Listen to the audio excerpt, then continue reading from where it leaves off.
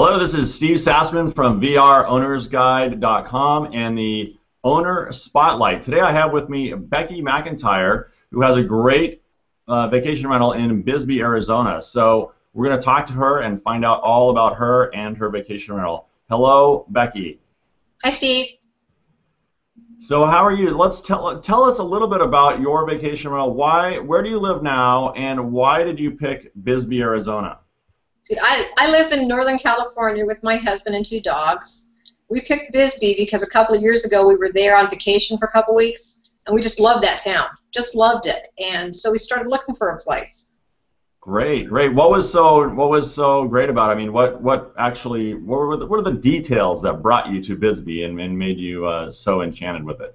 Well, we went to Bisbee in the first place because we'd had a huge amount of snow here in Northern California the winter before. So my husband wanted to get away from some of that winter. Bisbee has phenomenal weather pretty much year-round. It's very unusual for Arizona, but they don't have very much snow, and it doesn't get really hot there either.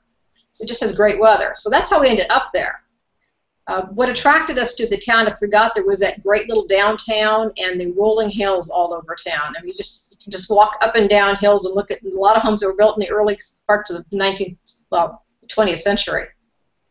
Wow, interesting. So yeah, it looks like it's got a lot of neat history, and it's just a charming little town. What's the population there? Do you know? Population is pretty much what it is where we live now. It's about 5,000, and it's mostly tourists and retirees and some hippies. That's a good mix. Yeah.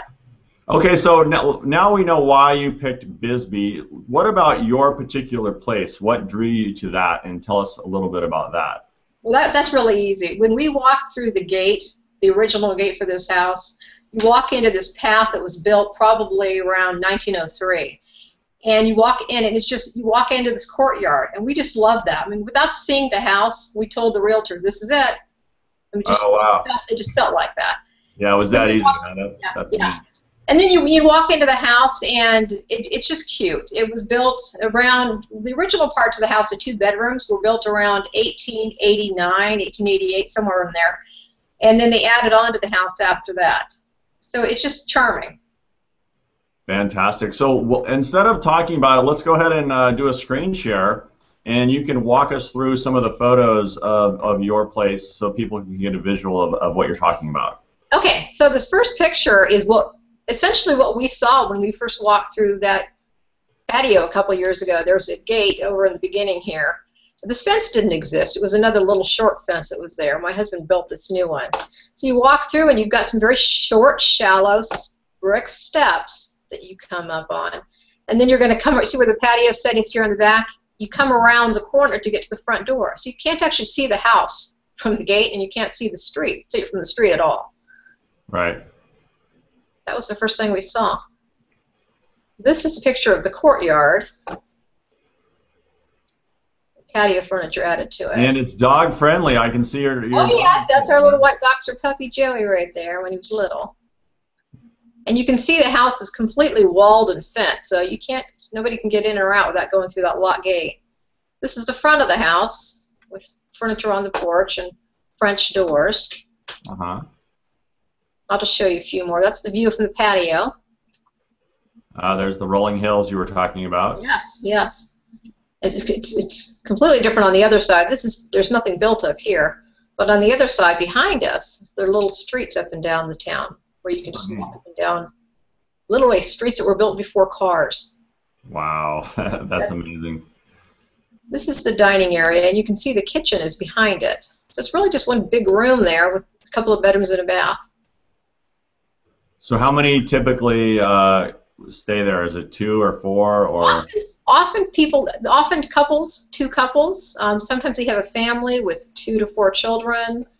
We have had 3 couples in there. One of them has to be willing to sleep on a futon though, because there are only 2 bedrooms. Sure. Okay. This shows you the kitchen in the back here, dining area, and a couple of the leather chairs here. The TV is actually off here. Oh, I see. Okay. These are original hardwood floors that we just redid. We literally ripped them up, refinished them, put them back down in a, you can see it's a pattern now with old wood and new wood. Very dog friendly and kid friendly though. It's pretty hard to hurt that floor. And last picture, I'll just show you one of the bedrooms. These bedrooms were the original part of the house. These are adobe walls. They're 18 inches wide. And both rooms have queen beds just like this one. They have new windows. Okay, well, cool. That looks like a great, very charming place. I love it. So, okay, so Becky, I wanted to ask you what has worked for you so far and helped you become a successful owner and had really good success with booking your vacation rental out very solidly. Okay, there are a couple things. First of all, we are experienced travelers. We've rented just in this last, say, 6 or 7 months, 6 vacation rentals around the United States and in Europe. So we know what we like. We've made our house comfortable that way. We know if you're going to cook, you're going to want certain things. You're going to want sharp knives. You're going to want good appliances. You're going to want a dishwasher. You're going to want those basic things.